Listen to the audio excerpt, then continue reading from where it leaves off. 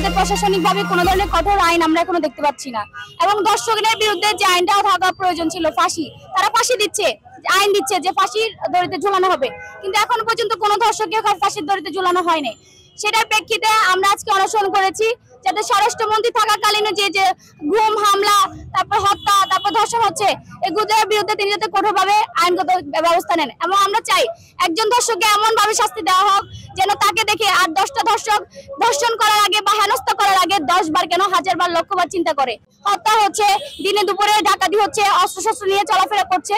So আমাদের টহলটা বাড়ানো দরকার, প্রশাসনিক টহল বাড়ান। আপনাদের যদি সৈনিক কম থাকে আপনারা সৈনিক আরো বাড়ান, আপনারা ডিস্ট্রিক্টে জেলায় আরো বেশি সৈনিক বাড়ান। আপনাদের প্রশাসনিক যদি জনবল কম থাকে আপনারা জনবল বাড়ান, কিন্তু আমাদের মেয়েদেরকে, আমাদের ভাইদেরকে, আমাদের দেশবাসীকে, সাধারণ জনগণকে নিরাপত্তায় থাকার সুযোগ দেন এবং তাদের সেফটি নিশ্চিত করেন। আমরা এটাই চাই, এটাই আমাদের দাবি। আমরা তার পদত্যাগ চাচ্ছি ঠিকই, কিন্তু তিনি যদি আমাদের দাবিগুলো মেনে যদি ঠিকভাবে কাজ করে তাহলে আমরা তাকে তো পদত্যাগ করতে পারবো না, যেহেতু তিনি এখনো পর্যন্ত কোনো কিছু বলতেছেন না বা কোনো ধরনের পদক্ষেপ আমরা দেখছি না। আমরা জানেন আপনারা গতকালকের আগের দিন আমরা স্মারকলিপি জমা দিই সিএমপি তে, পুলিশ কমিশনারের কার্যালয়ে, এবং তারা আমাদেরকে জানায় যে তারা আসলে ব্যবস্থা নেবে, কিন্তু আজকে 2 দিন হয়ে গেছে এখনো ধর্ষণ কন্টিনিউ হচ্ছে। গতকালকে নোয়াখালীতে একটা গৃহবধূকে কুপিয়ে হত্যা করা হয়েছে, ধর্ষণ করা হয়েছে এবং তার ঘরে যা যা ছিল সবকিছু লুটপাট করে নিয়ে যাওয়া হয়েছে।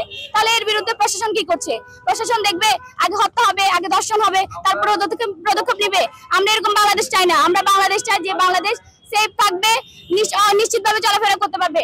আমরা যে কোনো রাতের 12টা হোক, 1টা হোক, আমাদের মেয়েরা, ছেলেরা এখানে নিশ্চিন্তে রাস্তাঘাটে বেরোতে পারবে। সেই সেফটি আমরা চাই, সেই কঠোরতা আমরা চাই। আমাদের প্রশাসন সেভাবে কঠোর হোক এবং দর্শককে যথাযথ কঠোর থেকে কঠোরতম শাস্তি যেটা দেওয়া হয়, ফাঁসি তো দিবেন, এমন ভাবে ফাঁসি দেওয়ার পর জনসম্মুখে এনে এমন ভাবে তাকে বিকৃত করবেন যাতে 10 জন, 1000 জন মানুষ এটা দেখে ভয় পায় এবং তাদের মধ্যে একটা ভয় অনুভব করে যে আমি এরকম কাজ, আমি একটা মেয়ের দিকে খারাপ নজরে দেখবো না। আমার ঘরে মা আছে, আমার ঘরে বোন আছে, আমার বাচ্চাকে আমি ধর্ষণের চোখে দেখবো না।